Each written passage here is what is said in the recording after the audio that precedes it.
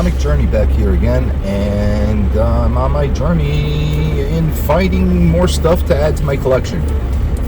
And one of the things I wanted to do for the community is kind of give everybody a little bit of a little inside look into how I collect and some of the obscure kind of speculation I do, some of the type of stuff I just like for my own personal collection, and the kind of comics that I just compile to rebuild my collection to its, bring it back to its former glory, hopefully, somehow. I don't know. But I'm going to start doing a set of videos. I guess I'll call them my obscure kind of spec, or my obscure spec, or collecting my way. There you go. That's actually a really good way to call it. All right, I'm going to make a playlist, and I'm going to call it Collecting My Way. And I'll show you what I pick up on my various, routes and stops. One of the things that it's good for me is, like, in my type of work, I do a lot of drive time, and I get to see places that I normally wouldn't see because I go from stop to town to town, and I'll stop in on different stores, on my way between appointments and that kind of thing. So I get to discover new places I would never have known before, and I kind of like it like that because sometimes it's a pleasant surprise, sometimes it's crappy stuff that I find. This time I'm going to a place I already know. It's a place I frequent. I figured I might as well start in a familiar way with this series of videos. But, in the future I'll do random stops at places and see what they're all about. And, maybe we'll discover some, like, awesome, hidden gems and that kind of thing. I promise you and I assure you, this is not Corona. It's because I'm a smoker. And I have a nasty smoker's cough. But,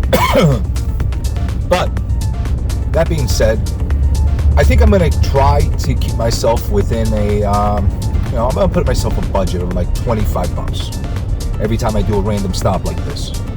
So if I don't have to reach it, but, every time I make a stop, I'm going to put a mental block of $25. I'm not going to go over it. And, maybe I'll come back with nothing. Maybe I'll buy the entire lot.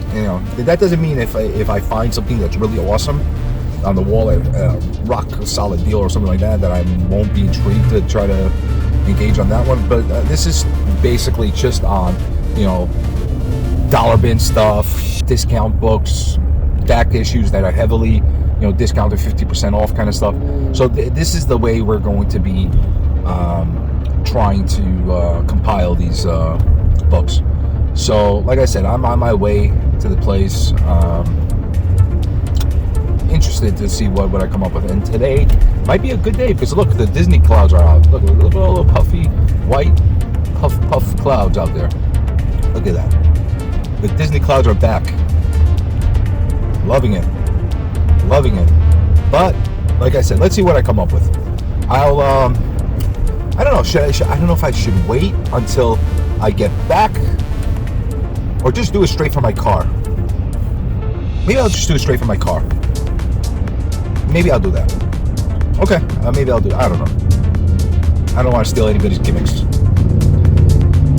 I don't know. We'll see. Either way, I'm hoping to come up with some cool stuff and share it with you and give you a little bit of my insight. I'll explain to you as I'm going through the stuff I pick out, why I picked it out, and you can understand a little bit of how my brain is wired. So, let's see what I get. I'm going to sign off for now, because I'm not going to talk throughout the whole trip until I get to the place, because that's going to be boring. And I'll do that, like, special effect kind of intro or transition from video to video, and I'm gonna get, I'm trying to get technically advanced with everything, and I'm adding graphics sometimes and music and fading and using some of that stuff. It's not gonna be just me in a grainy kind of environment. So, or maybe it will be. I don't know. I'll catch you in a second with that transition. All right. So I am back from the comic shop, And I didn't do it from the car. I had to pee. So I had to rush back so I could pee, because I didn't want to ask them to use the bathroom. But I'm back, and I'll show you what I came up with. I got some really, really interesting selections. So like I said before, we're going to keep it to a budget of 25. I ended up spending 22. I was on good behavior. Didn't maximize. Doesn't mean that that'll be the case in the future. And I was lucky enough to find stuff, because I had no problem walking out without getting anything. So here's what we got. First off, I got something for free.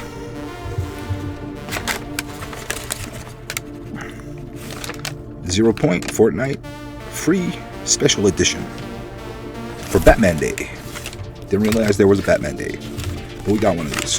Now I'm not sure what the story is with one of these books, but I did get the entire series for my son, who was collecting all these weird things for codes and I don't know what, some kind of costumes that you wear on the game, or I don't know, but he apparently liked the story too, so I think he'll be happy to have that. I don't know what this is all about, but he'll be happy. By the way, no bag and board. It's alright, it was a free comic. But all the $1 books that I got, because these are all $1 books, came in bags and boards. But yet, the new ones that they sell, the new releases, still don't come in bags and boards. Drives me freaking nuts. Absolutely drives me nuts. Alright. Fancy white bag this time, no brown bag. First book on the hit list is Nick Fury #1. Got it for $1. Don't know anything about this series. Nick Fury #1, interesting cover. Why not? Got this one purely on the curiosity level. Could be something, could be nothing. Now, this one is completely spec. I have no interest in this whatsoever, but I did notice that all these stupid cartoon things that are from the Cartoon Network and Nickelodeon and all this stuff, people are going nuts about and bonkers about. And I know that this is one of those series, Samurai Jack. It is #1. So I picked it up. I found it, $1. There's my spec. If there's any value to it, I don't know. Next on the line is from Epic Comics, Sax and Violence. Now, something that violence, whatever. Yeah, Violence. Sax and Violence. And interesting cover. Love all this stuff from back in the days. I'm pretty sure that these are from a line that Marvel did. Yep, I was pretty sure. Let's see if I can tell.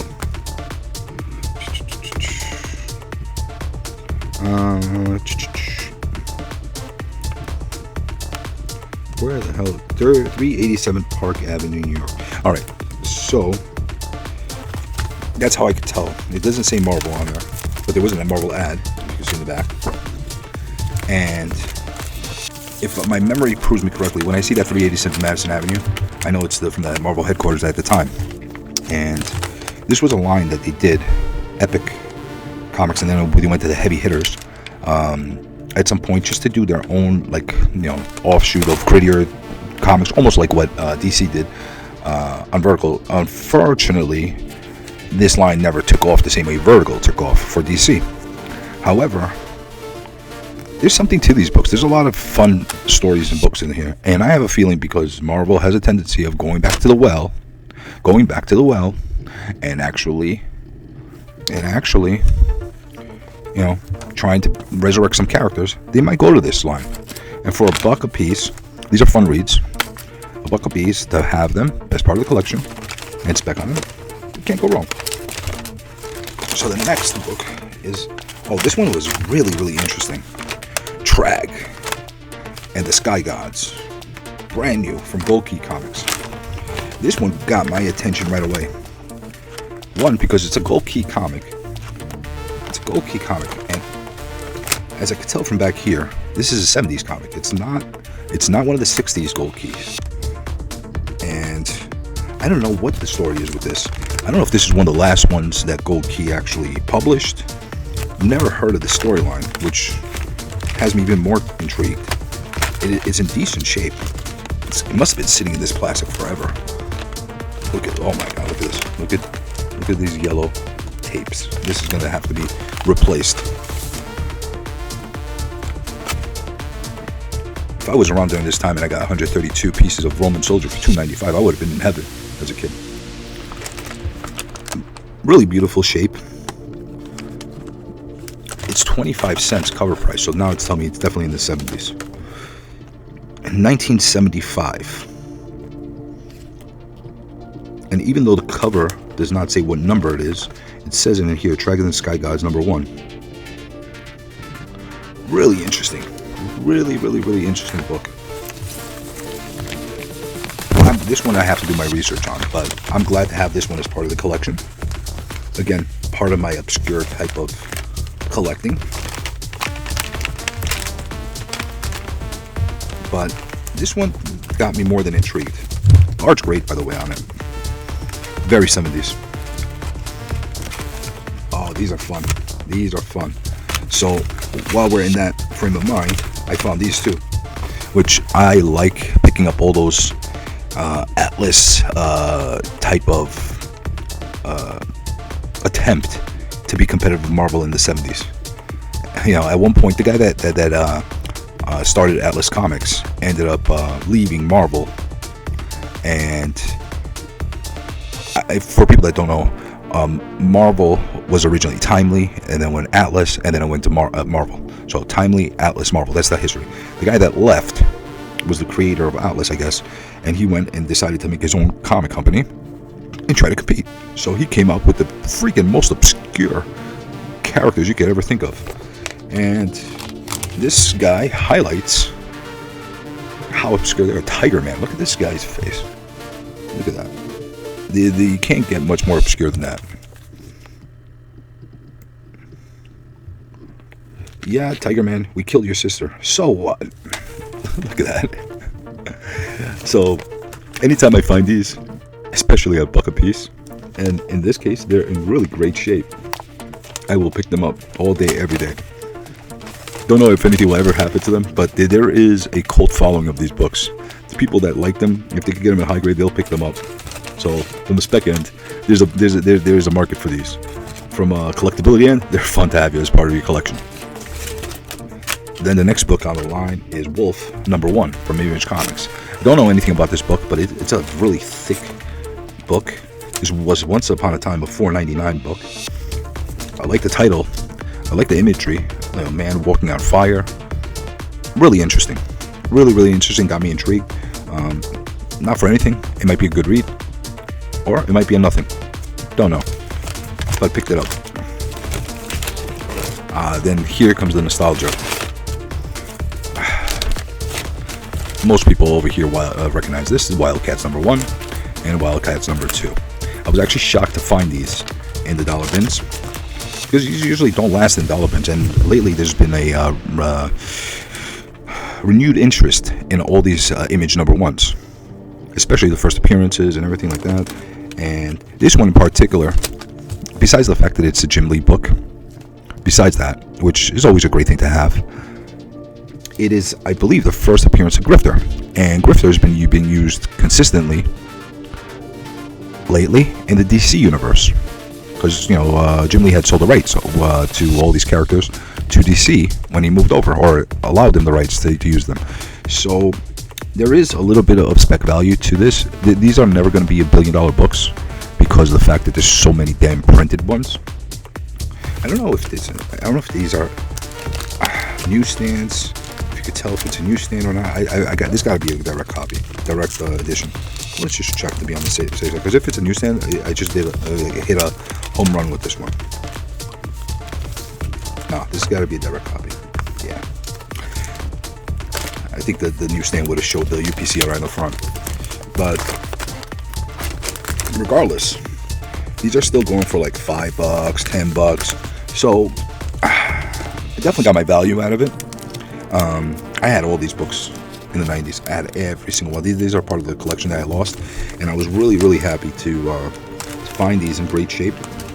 Funny thing is, the price when I first bought it was $1.95. I just got it for like 30 years later for $1. And it's actually worth more than that. So I'm happy to get that. And then this was sitting right there. They actually had a whole run of these. Like I think they're like number 10. But I'm not interested in all of them. But I did pick up number 1 for the reason that it's number 1. And the reason that it's got all these first appearances in it, the nostalgia. And plus, I'm interested to see what's going to happen with this Grifter character. The other reason I got the number 2 was because, believe it or not, from a historical perspective of comics, this was the first cover of this type that was done. And that might not lead up to anything of significance as far as value down the line, but from a historical point and from a collectibility point, it's a fun book to have in your collection, knowing that this was the first one that went with this whole prism foil thing on the outside. And I'm a big history buff when it comes to comics. It's not all about values, it's about the collectability for me. Now this one is a spec, a complete spec. And I also know that there's a lot of people that are nuts about these kind of books. So this is Sex Criminals number 20, volume 4, part 5. It's the Joe Quinones XXX cover. Okay? So, look at this. NS, the FAOMG, whatever. There is a cult following for these books. There is a whole series of these books that are wondering if you can actually see what's in the inside. It's truly, I'm hoping it's sealed. Yep, it's sealed. It's still in the polybag. It's still in the original polybag. So there's a lot of these books that came like this that had these like really colorful covers, let's say, of very graphic images of their characters. And there's people out there that really like these books and collect that. I know if I throw this onto like eBay or something like that for like $10, $20, there'll probably be somebody that's going to pick it up at one point or another. Might never pick it up immediately, but somebody will come and pick it up because there is a group of people that are collecting these covers.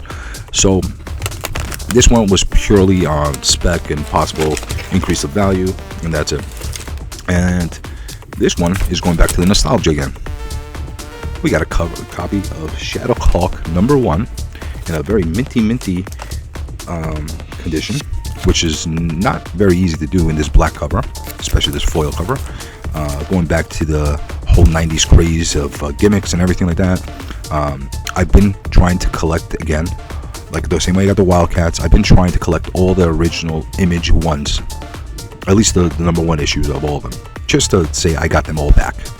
And this was another one. This one at the time of release was $2.50 for this cover. It's crazy. 30 years later, I'm getting it for $1. And these are not, you know, these are definitely not dollar bin books. They're going for $2 to $5 on the average. Not that I'm, you know, it's like I got this to resell it. I just got this to get this back in my collection. But it's shocking to see them in that situation. And then the next books I got is okay, Scarlet Witch number 2. Don't know anything about this series. Anything whatsoever about this series. But I did run across a few issues of this, and I figured let me pick them up to read them and see what Scarlet Witch has been up to during this time period, because I really haven't kept up with anything Scarlet Witch in the modern comic universe, other than the fact that she died in some X Factor lately, and there's like a whole trial and blah blah blah. But other than that, I really don't know much about it. I read the whole No More Mutants storyline, where she wiped out almost the entire mutant population and showed how powerful she was, but that's about it. Like, I haven't really read much about her, so I was curious to see what the story is. So I got number 4. I got number 2. Number 4. This is a great cover, by the way. And number 11. So I don't know if this is an ongoing series or if it's a mini series, but again, I got this purely for the fact of reading up on it and trying to understand what it's all about. And you never know from the spec point of view, the MCU, where they pull their source material. They might decide to pull something out of one of these books down the line, and for some reason or another they catch fire, and that's fine too. But that's not the reason I got them. For like $3 for all 3 of them, maybe I could start piecing together what this story is all about. And if it's really, really good, then I'll pick up the rest of the series. Then we got much more nostalgia and fun, and controversial figure, Mr. Liefeld. And there's no feet. No feet. Look at this. Not one foot in this cover. You got 1, 2, 3, 4, 5. Wait, 1, 2, 3, 4, 5, 6. And not one foot. Not one foot. They had a ability to put in 12 feet on this entire issue, but he didn't even put 1 foot. But that's the Liefeld way. And I don't mind it. I don't bash him for that. You know, I don't think he's as bad as people make him out. I think he's a decent artist. I think he's got something to him, his style, whatever the case is. He's got his own style. But that being said, this is Liefeld number 1. I'm sorry, Liefeld number 1. Youngblood number 1. And this is basically the book that started everything for Image. Let's be realistic. This is what started the whole Image brand. So, from a historical aspect, you've got to have a copy of this in your collection, regardless if it's worth $1 or if it's worth $10,000. You have to have a copy of this. So I found it. It's back in my collection now. Oh, and now the next stuff is actually fun stuff that I found. That I was excited. I didn't think I would find stuff like this. The first issue is Fantastic Four 183. These are just filler copies. If there's any keys in these books, I don't think of anything significance. But you never know with the MCU what could all of a sudden become a key. But this is an interesting cover. You got Annihilus. There's the Thing over here. You have Human Torch fighting these things. Who's this? Who the hell is this? Some blue-looking thing. I hope that's not the Beast, because that's a horrible image of the Beast if that's the case. Can you tell who the hell that is? All right.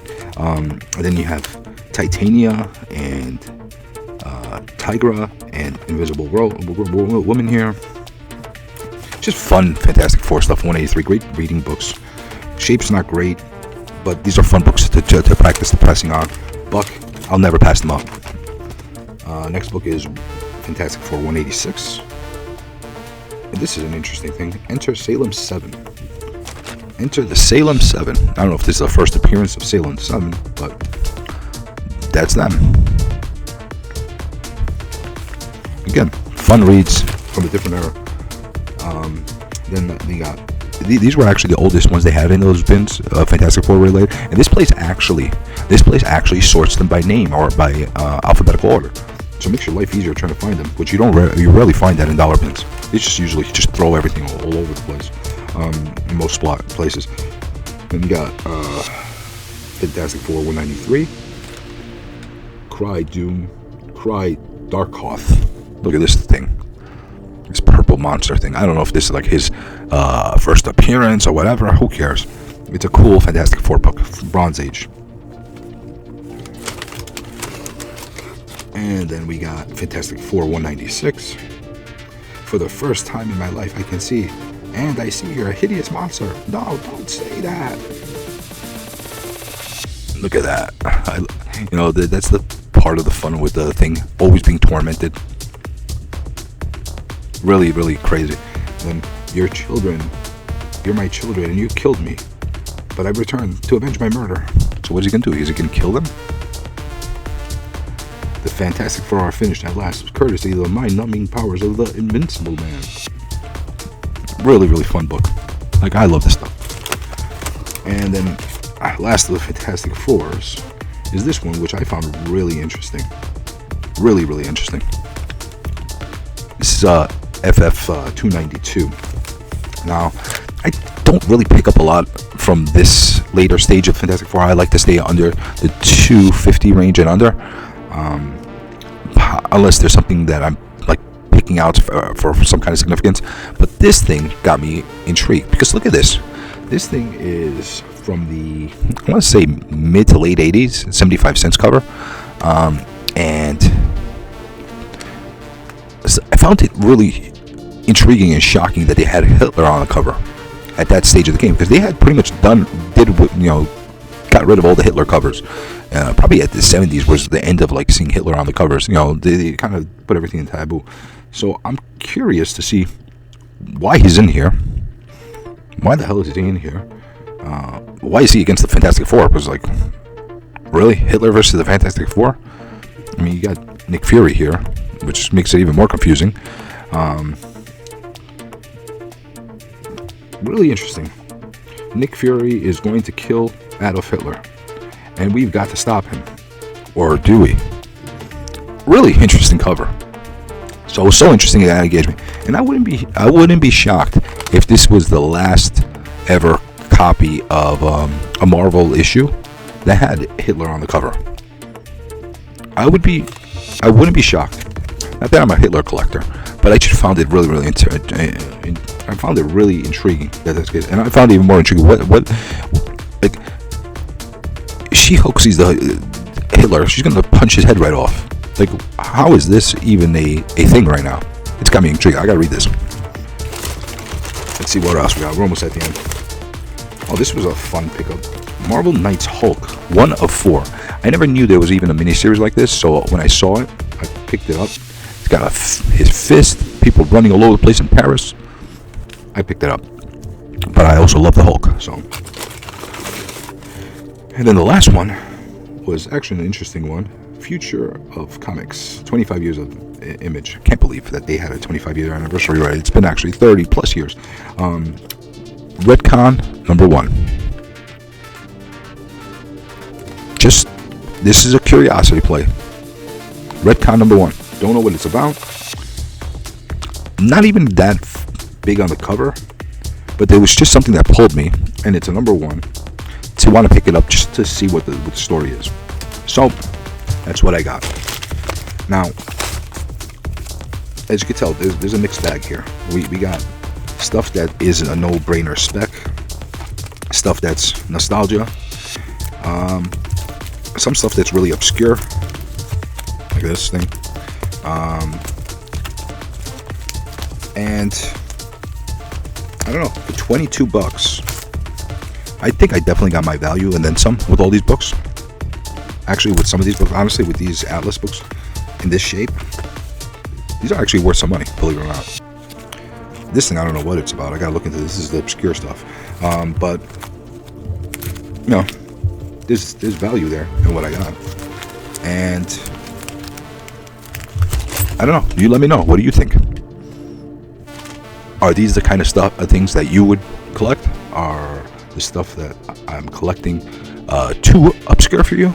Is it a little bit, a little offbeat? Or is there something cool about it? Regardless of what you say, I'm still going to continue to collect the way I do because I like that. But I'm curious to see what the rest of the community thinks. But I'm going to end this video. And until the next video, I want you to keep collecting. I'll keep recollecting and adding all these obscure pieces to my collection. And I'll see you in the next video. Thanks. Come on, how to do this?